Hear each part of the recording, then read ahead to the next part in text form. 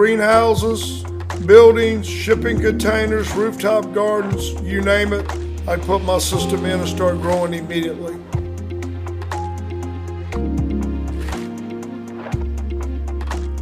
Instead of focusing on the chemistry of the plants, we take into account the symbiotic relationships that the plants have formed in nature. We maximize them and we let it be the forefront of our system. So William, let's do a contrast between your amazing growing system that we just saw and a term that you used last night. I mean, this is when you want to destroy your enemies, you salt the land. What does that mean, and how do you contrast what you're doing? Yeah, with our system, in the Bible it tells you where God told King Solomon to how he told him to get rid of the enemies. At the end, he says, salt the land. The Greeks did it, the Romans did it, and all that with the enemies. So fertilizers contain salts. Oh. So when you put fertilizer on your land, there's salts and chemicals and stuff in there that kill all the microbiology in the soil. Let's talk microbiology, because you've said your growing medium lasts. It lasts because it's living, right? Yes. And I learned how to commercialize and quickly scale the growing media with my inoculations. And what does an inoculation mean? Inoculation is where I take an inert growing media that's dead and lifeless, and I inoculate it with my biology, and it becomes living. But I'm inoculating at a scale 3 times what you find in nature. So now the plant, you put it in the growing media, it's all you can eat buffet. Wow. That's why I'm getting incredible growth, faster growth, more beautiful plants and everything. And all the scientists that I had talked to told me you can't grow this stuff without putting the nitrogen, potassium, and chemicals there. And I'm like, you know, what kind of scientists are you? Instead of chemicals, you're putting living organisms that allow for the life. And so what happens if it dries out? Nothing. I just did an experiment that I can show the viewers later on. We dried the growing media out the dust, added water, and the microbiology and everything in there just went dormant. As soon as you add water, it comes right back.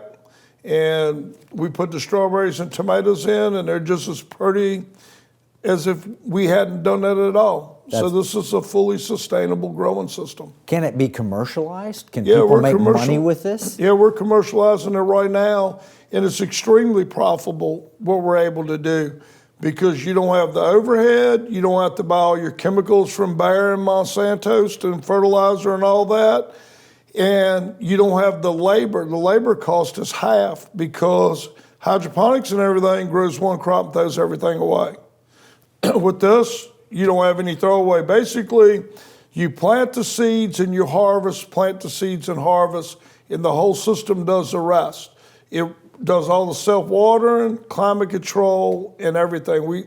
We take the green thumb out of growing. We give you an instant green thumb. So everybody can do this? Anybody can do it. I had a young lady that worked for me. She would run a cash register behind Sheetz at the Sheetz grocery store. Yeah. Come out of there, didn't know how to grow anything. 30 days, she was growing like a pro. That's and awesome. She was so proud of herself and growing the most tremendous crops and everything, and she was totally amazed. So anybody can do this. Okay, so we talked last night, and you mentioned that you want to grow in the desert, in the freezing cold like Antarctica, on Navy ships, in outer space, that you feel this method can be used even in urban areas or in these extreme climate locations. How is that possible? Because I've been working on this, inventing this system for 12 years now, and I've grown in some pretty nasty environments. I let the greenhouses go up to 125, 130 degrees, do all kind of experiments, growing in the bitter cold and everything else, and my system goes through just fine. Well, how do we take this then around the world? But also you mentioned inner cities like Baltimore has an interest in this, urban farming. How can you do all of that? The veterans and the military and everybody, with the AI system that we're inventing along with this thing, it allows us to control millions of farms around the world through our central command center in Lynchburg, Virginia.